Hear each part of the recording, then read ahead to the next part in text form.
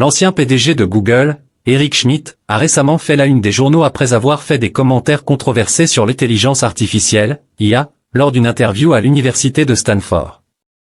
Cette interview a été retirée à sa demande après qu'il a admis avoir mal formulé certaines de ses déclarations. Mais la question se pose, Eric Schmidt a-t-il révélé quelque chose de majeur concernant l'avenir de l'IA? Schmidt, connu pour ses perspectives franches et souvent visionnaires, a abordé des sujets délicats concernant l'impact potentiel de l'IA sur le monde. Il a notamment mentionné que les avancées dans les fenêtres de contexte et les agents capables de transformer le texte en action pourraient avoir des impacts inimaginables. Selon lui, ces technologies pourraient transformer non seulement l'industrie du logiciel, mais aussi avoir des répercussions sociétales beaucoup plus vastes que ce que l'on peut prévoir actuellement. Il a également souligné la vulnérabilité des géants de la tech, comme Google, face à ces nouvelles technologies.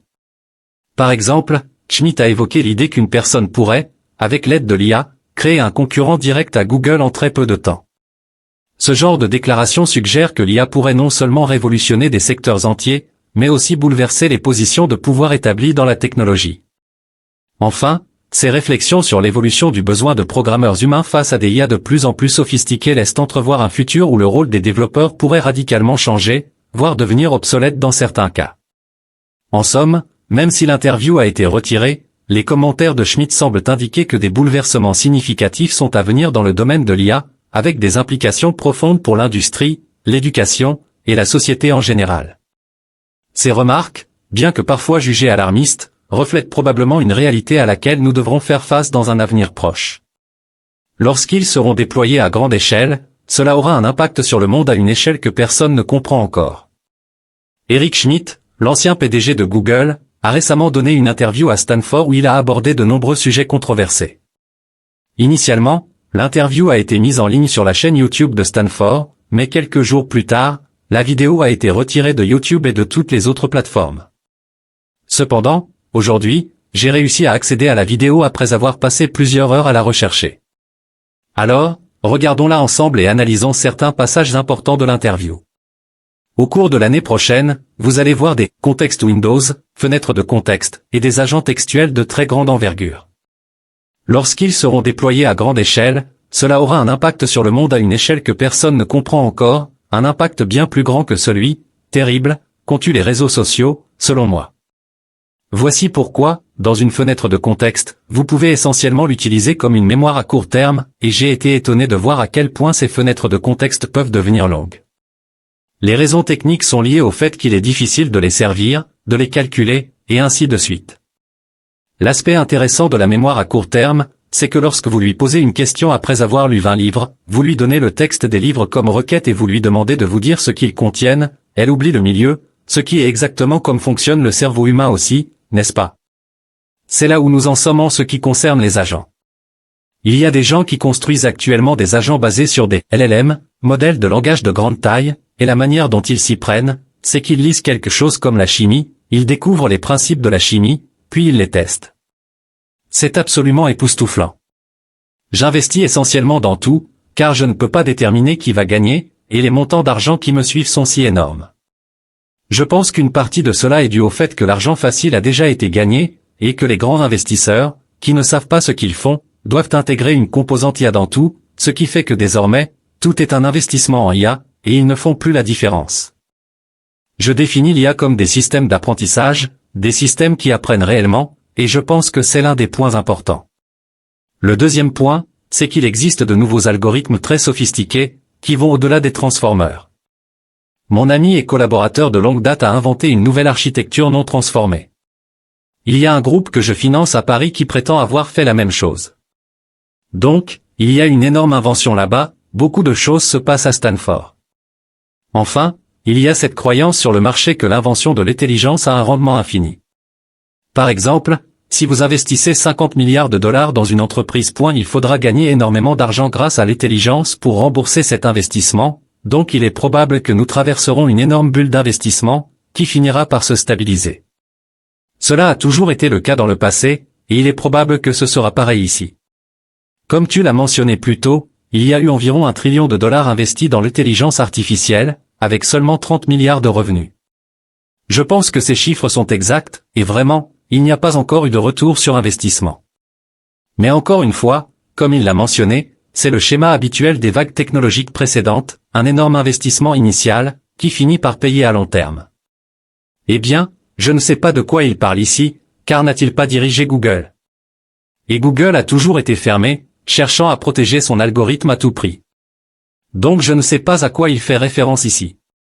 Tu penses que les leaders se détachent en ce moment, et la question est vraiment la suivante, il y a une entreprise appelée MRR en France, qui a fait un très bon travail. Évidemment, je suis un investisseur, et ils ont produit leur deuxième version. Leur troisième modèle sera probablement fermé parce qu'il est tellement coûteux qu'ils ont besoin de revenus et ne peuvent pas le distribuer gratuitement. Donc, ce débat sur l'open source versus le closed source dans notre industrie est énorme. Toute ma carrière a été basée sur le partage de logiciels en open source. Tout ce qui me concerne est open source, une grande partie des fondations de Google étaient open source, tout ce que j'ai fait techniquement l'était aussi. Mais, n'a-t-il pas dirigé Google? Et Google a toujours été axé sur le maintien du secret, tout en restant fermé sur ses algorithmes. Je ne comprends pas de quoi il parle ici.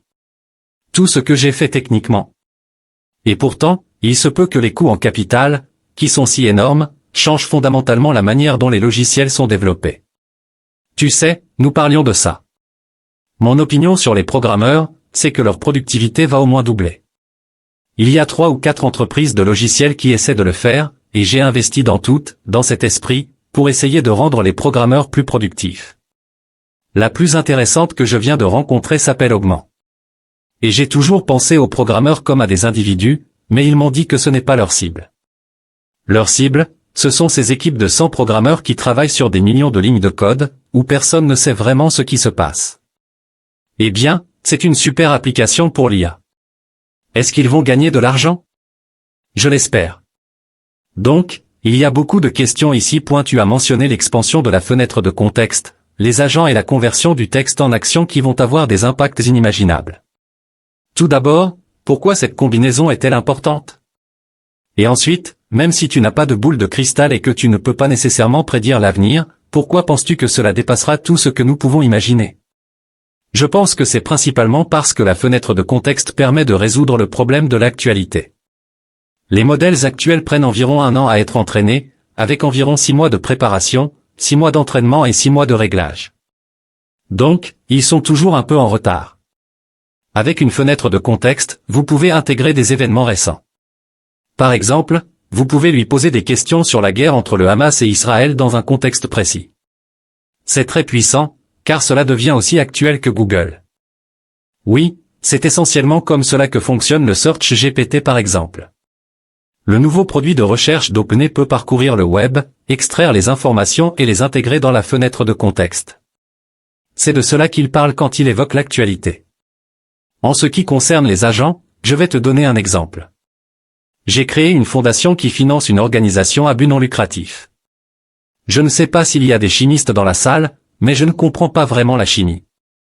Il y a un outil appelé Shemsey, qui est un système basé sur un modèle de langage de grande taille, LLM, qui a appris la chimie.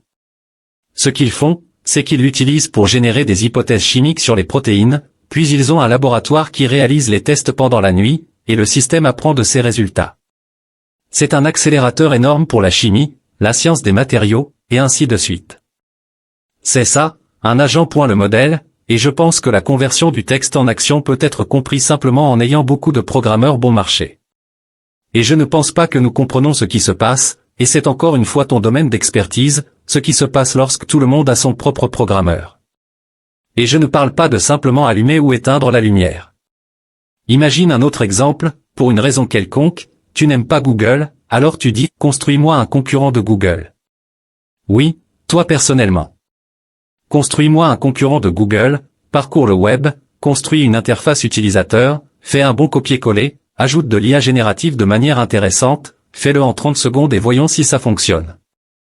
Donc, beaucoup de gens croient que les acteurs en place, y compris Google, sont vulnérables à ce type d'attaque. Nous verrons bien. Comment pouvons-nous empêcher l'IA d'influencer l'opinion publique avec de la désinformation, surtout pendant les prochaines élections? Quelles sont les solutions à court et long terme? La plupart de la désinformation lors des prochaines élections, et globalement, se propagera sur les réseaux sociaux. Et les entreprises de réseaux sociaux ne sont pas suffisamment organisées pour la contrôler. Si vous regardez TikTok, par exemple, il y a beaucoup d'accusations selon lesquelles TikTok favorise un type de désinformation par rapport à un autre, et beaucoup de gens affirment, sans preuve dont je sois au courant, que les Chinois les forcent à le faire. Je pense que nous sommes dans une situation chaotique, et le pays va devoir apprendre à penser de manière critique. Cela pourrait être un défi impossible pour les États-Unis, mais le fait que quelqu'un vous dise quelque chose ne signifie pas que c'est vrai. Je pense que la plus grande menace pour la démocratie est point la désinformation, c'est un vrai problème, car nous allons devenir vraiment bons à la produire. Lorsqu'Ian gérait YouTube, l'un des plus gros problèmes que nous avions était que des gens publiaient de fausses vidéos, et des personnes mouraient à cause de cela. Nous avions une politique stricte, aucune vidéo qui entraînerait des décès. C'est choquant, oui. Et ce n'est même pas seulement une question de deepfake ou de désinformation, il suffit de semer le doute pour rendre un sujet entier difficile à aborder. Je suis vraiment curieux de l'impact du passage du texte à l'action sur l'éducation en informatique, par exemple. Quelles sont tes réflexions sur la manière dont l'enseignement de l'informatique devrait évoluer pour s'adapter à cette nouvelle ère? Je suppose que les étudiants en informatique, au niveau de la licence, auront toujours un compagnon programmeur avec eux. Donc, quand tu apprends ta première boucle for, et ainsi de suite, tu auras un outil qui sera ton partenaire naturel, et c'est ainsi que l'enseignement se déroulera. Le professeur, lui ou elle, parlera des concepts, mais tu t'engageras avec ces concepts de cette manière. C'est mon hypothèse. Oui, madame, derrière vous. Donc, j'ai un avis légèrement différent. À long terme, il se peut qu'il n'y ait plus besoin de programmeurs. Finalement, les LLM, modèles de langage de grande taille, deviendront si sophistiqués qu'ils écriront leur propre code. Peut-être que cela arrivera à un point où nous ne pourrons même plus lire ce code. Il existe donc un monde dans lequel il ne sera plus nécessaire d'avoir des programmeurs, des chercheurs ou des informaticiens. Je ne suis pas sûr que ce soit là où nous allons, mais c'est une possibilité. Il y a un scénario où cela pourrait se produire. Le pays le plus intéressant est l'Inde, car les meilleurs experts en IA viennent de l'Inde pour aller aux États-Unis. Nous devrions laisser l'Inde garder une partie de ses talents, pas tous, mais certains d'entre eux. Cependant, ils n'ont pas les infrastructures de formation et les programmes que nous avons ici en abondance. Pour moi, l'Inde est l'état clé dans ce domaine. La Chine est perdue, elle ne reviendra pas, ils ne vont pas changer de régime, même si beaucoup le souhaitent. Le Japon et la Corée sont clairement dans notre camp. Taïwan est un pays fantastique, mais leur logiciel est terrible, donc cela ne fonctionnera pas, même si leur matériel est incroyable. Dans le reste du monde, il n'y a pas beaucoup d'autres choix intéressants qui soient de grande envergure. L'Allemagne, l'Europe. L'Europe est foutue à cause de Bruxelles, ce n'est pas nouveau. J'ai passé 10 ans à les combattre, et j'ai travaillé très dur pour les amener à réformer la loi européenne sur l'intelligence artificielle, mais ils ont toujours toutes ces restrictions qui rendent notre type de recherche très difficile en Europe. Mes amis français passent tout leur temps à se battre contre Bruxelles, et Macron, qui est un ami personnel, se bat durement pour cela. Donc, je pense que la France a une chance, mais je ne vois pas l'Allemagne réussir, et le reste n'est pas assez grand. Étant donné les capacités que vous imaginez pour ces modèles, devrions-nous encore passer du temps à apprendre à coder? Oui, ici elle demande s'il faut encore apprendre à coder. C'est un peu comme demander pourquoi étudier l'anglais si on parle déjà anglais. On s'améliore vraiment en le faisant, il est donc crucial de comprendre comment ces systèmes fonctionnent, et j'en suis profondément convaincu. C'est ainsi que se terminent les points les plus importants de l'interview. Ceci dit, c'est tout pour la vidéo d'aujourd'hui.